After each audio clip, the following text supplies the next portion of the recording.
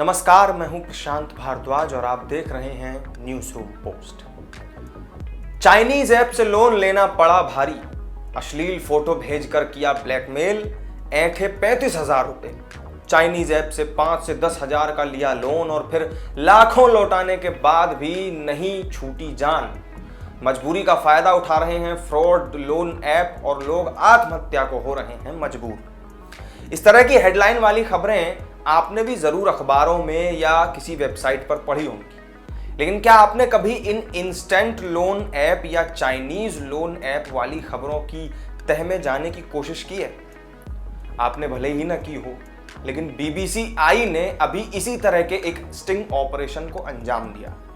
इसमें बताया गया कि कैसे ये लोन ऐप लोगों को पहले अपने झांसे में फंसाते हैं और फिर किस तरह अनाप शनाप पैसे वसूलते हैं, और अगर पैसे नहीं मिलते तो किस तरह से लोगों को प्रताड़ित करते हैं, उनका मानसिक शोषण करते हैं। कुछ लोग जो प्रताड़ना झेल लेते हैं वो बच जाते हैं और जो नहीं झेल पाते वो आत्महत्या तक का कदम उठा लेते हैं।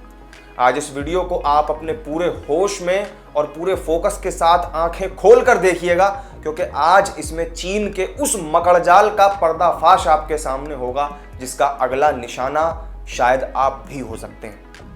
बीबीसी की इन्वेस्टिगेटिव टीम ने बीते 18 महीनों तक एक स्टिंग अभियान चलाया।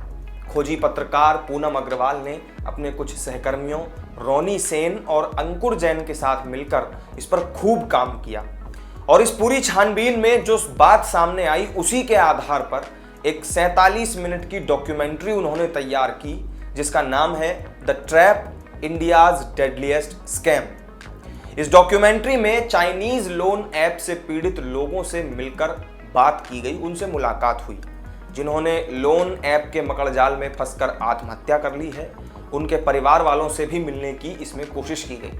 इसके अलावा पैसों की उगाही का काम कर रहे कॉल सेंटर्स का सच और इन ऐप से कमाए पैसे किन रास्तों से चीन पहुंचते हैं उस बात का भी पता इसमें लगाया।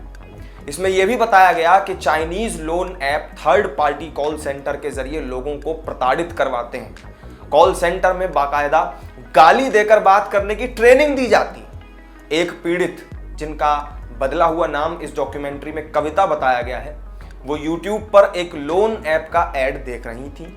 इस ऐड में एक बड़े लोन अमाउंट का वादा किया गया था। इस लोन को 36 महीनों के भीतर चुकाया जा सकता था। भविष्य के लिए एक सिक्योर लोन ऑप्शन देखते हुए नोएडा की रहने वाली कविता ने गूगल प्ले स्टोर से वंडर लोन नाम का एक ऐप डाउनलोड कर लिया और इस ऐप ने आधार और पैन जैसे उनके निजी डिटेल फिर मांगे। उन्होंने वो भी डिटेल दे दिए।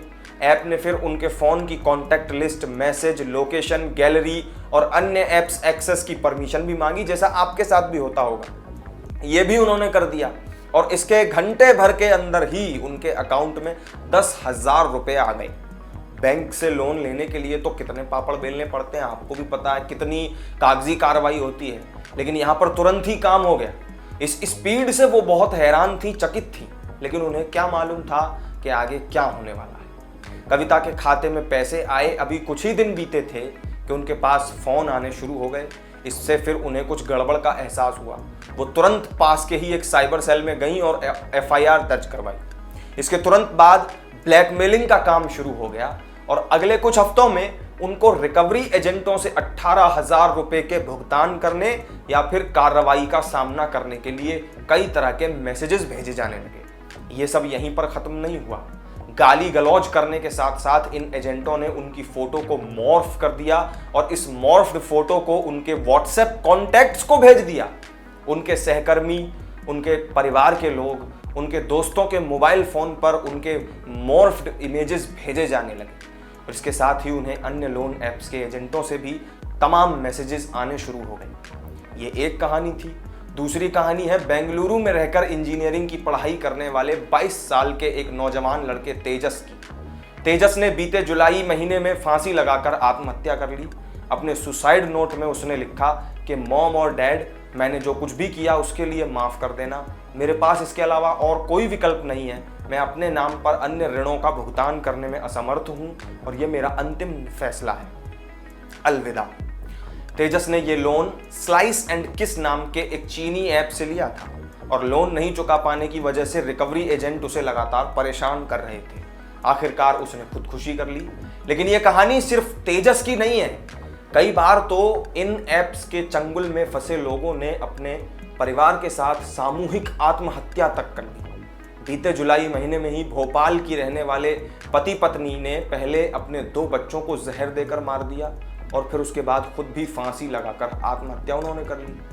इन्होंने भी 4 पन्नों का एक सुसाइड नोट छोड़ा था जिसमें चाइनीज ऐप्स के जरिए लोन लेने और फिर उसके बाद रिकवरी के लिए परेशान किए जाने की बात लिखी गई थी।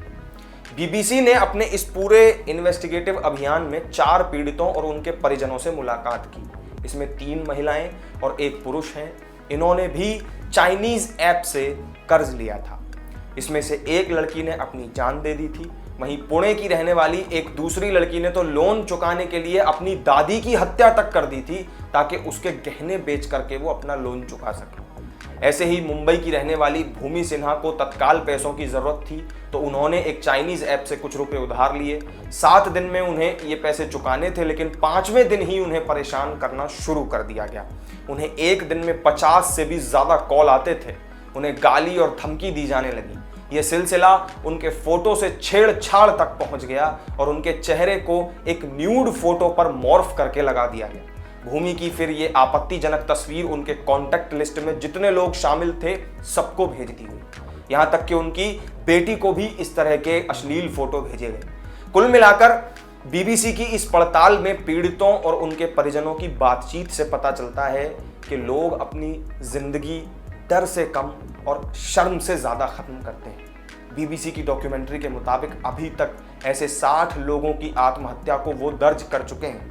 लोन देने वाले ऐप उगाही के लिए थर्ड पार्टी कॉल सेंटर का सहारा लेते हैं। बीबीसी इन्वेस्टिगेशन में कॉल सेंटर के अंदर की हकीकत को भी बड़ी बारीकी से दिखाया गया है। इसके लिए कॉल सेंटर में काम कर चुके एक शख्स को अंडर कवर बनाकर भेजा गया।